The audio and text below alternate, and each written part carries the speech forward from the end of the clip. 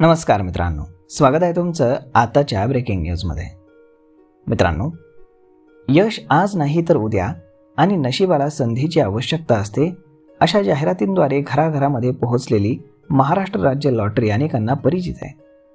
अनेकांनी आपलं नशीब या लॉटरीमध्ये अनेकदा आजमावून पाहिलंय, मात्र आता यापुढे या लॉटरीमध्ये तुम्हाला सहभागी होता येईल की नाही याबाबत आता साशंकता निर्माण झाली आहे।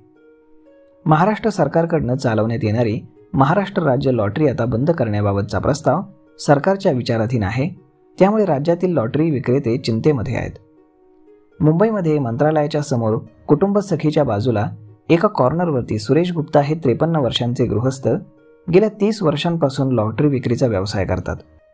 घरामध्ये आई, पत्नी आणि 3 मुलं आणि 1 मुलगी असं त्यांचं कुटुंब आहे। मुंबईतील गोरेगाव भागात ते राहतात। गेल्या 30 वर्षांपासून ते नित्य नियमानं लॉटरी विक्रीचा व्यवसाय करतात। ते सध्या दिवसाला 600 ते 700 रुपये कमावतात, मात्र आता महाराष्ट्र राज्य लॉटरी बंद होणार असल्यानं त्यांच्या उत्पन्नामध्ये कमालीची घट होईल असं त्यांनी सांगितलंय। त्यामुळे या उतरत्या वयामध्ये आमच्या रोजगाराचं आणि कुटुंबाच्या उदरनिर्वाहाचं काय असा सवाल त्यांना पडलाय।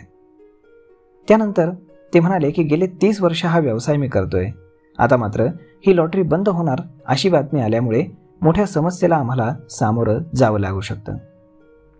तर पाहूयात की नक्की आता महाराष्ट्र राज्य या लॉटरीवरती काय निर्णय घेणार आहे।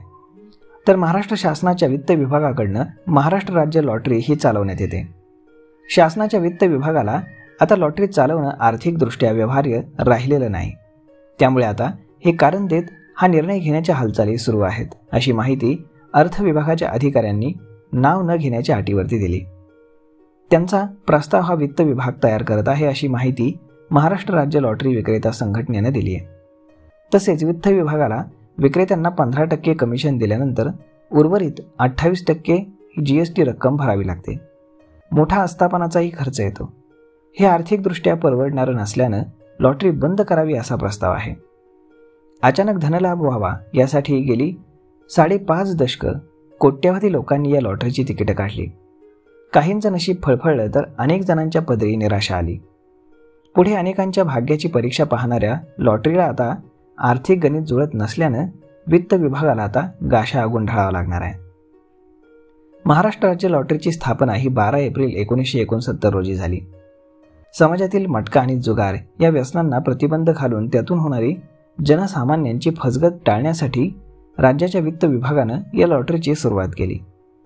ही राज्य संचलित लॉटरी विश्वासार्ह असून ती अत्यंत कमी गुंतवणुकीतून मोठं बक्षीस जिंकून जनतेला देईल असं स्वप्न साकारण्याची आपल्याला संधी देते।